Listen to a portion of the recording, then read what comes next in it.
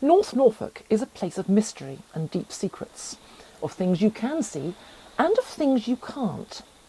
This is the place where in 2013 scientists walking along the beach discovered footprints which were found to be 800,000 years old.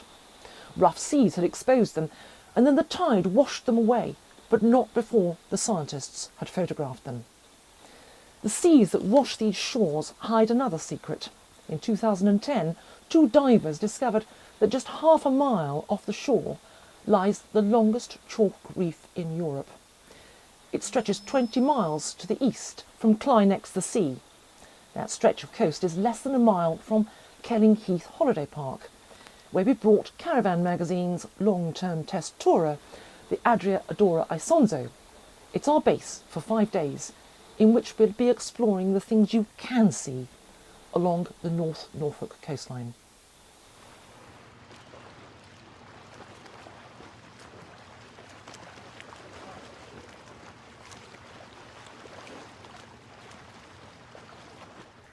The North Norfolk coast is famous for its production of malt and for seafood. Here at Brancaster Staithe, those two facets of the coast fuse together. This was once a thriving grain port. Today, it's where much of the region's catch is landed. Not far from Brancaster Staithe is the picturesque village of Burnham Market. Here you'll find Gurney's, a famous fishmonger shop founded by fisherman Mike Gurney over 40 years ago. Gurney's sells a huge variety of locally sourced seafood, including lobsters and oysters. And whilst we were here, we couldn't resist the opportunity to purchase something for our evening meal. Good morning. Good morning. How can I help you? I'd really like some mudfish, please. 2 fillets, Sure, please. sure. May I have also 2 of your Thai-style fish cakes, because I know they're very famous. Absolutely. And go with that, some sweet chilli sauce, please. Fishing is a major industry in North Norfolk. You can find outlets almost everywhere, including direct from the fishermen. And it's not unusual to find fish sellers by the roadside. This is the aptly named Fish Shack, selling Norfolk landed fish, seafood and homemade fish pies. The fare here includes local Pacific oysters and again magnificent lobsters. But the area isn't all about fishing. Norfolk has a large agricultural economy and some of its best produce is found here at Back to the Garden. You'll find organically produced meat and vegetables and some of the most unusual tomatoes you will ever see. There's more here than meat and vegetables. The deli serves a wide variety of homemade cakes and delicious pies. On the shelves you'll find an array of unusual products, from specialist honey to the amazing rose-petal gin. One of Norfolk's claims to fame is that this county has one of the largest, if not the largest, number of independent breweries anywhere in the UK. You'll find specialist shops selling Norfolk ale. This one is located on a farm that produces much of the barley used by breweries in Norfolk. So what are these small breweries like? We visited the Norfolk Brewhouse near Fakenham, where owner David Holliday took us through the process. Okay, I'm David from the Norfolk Brewhouse, a farm-based brewery here in Hindringham in North Norfolk, and this is where we produce our Norfolk ales and lagers, all produced from local ingredients, Norfolk malt, which is malted and collected from a crisp malting just 7 miles away from the brewery. The water's even closer because that comes from 190 feet directly under where we're standing now, and it's important that that brewer's water is crystal clear, crystal pure and perfect for brewing our local ales and lagers.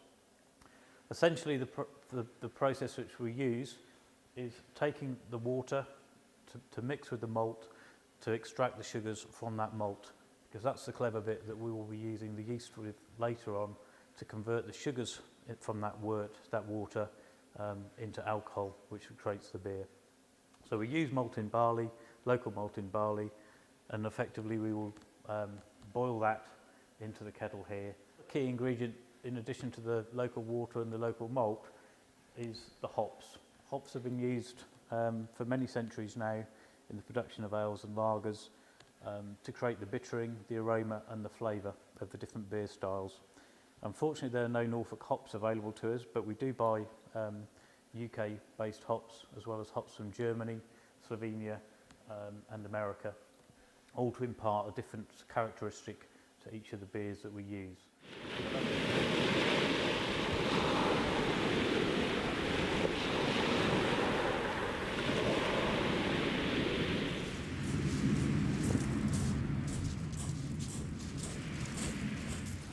This is Weybourne Beach.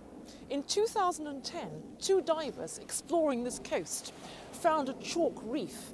It turned out to be the longest in Europe and possibly the longest in the world. In theory, you can see it at low tide, but I think we're 15 minutes too late.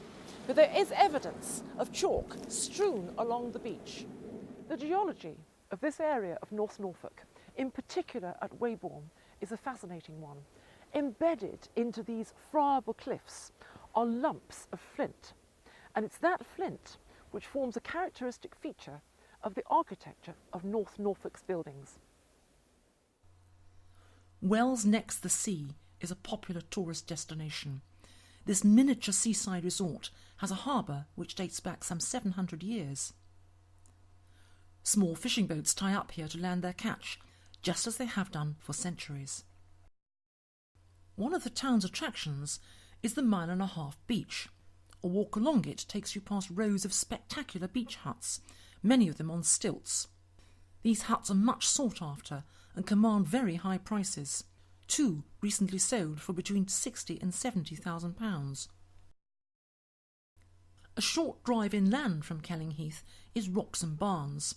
It's a complex of converted farm buildings which house speciality shops and a mini farm. The shops include an outlet selling Norfolk cider and also, perhaps predictably, one that specialises in Norfolk beer. But for many, the chief attraction at Wroxham Barns is the mini farm, where you can get up close and personal with the animals. Most seem to be pleased to see visitors, especially the goats, and a very curious pig. There's animal magic for the smaller visitors, where guinea pigs and rabbits seem to be content to sit on your lap and be stroked. And arguably the most enticing attraction is lamb feeding time. When ewes give birth to triplets, they can't always satisfactorily feed 3. So the third one comes here to Wroxham Barns and forms part of the tourist attraction. And twice a day, children are invited to feed. Today, I've been invited to feed as well.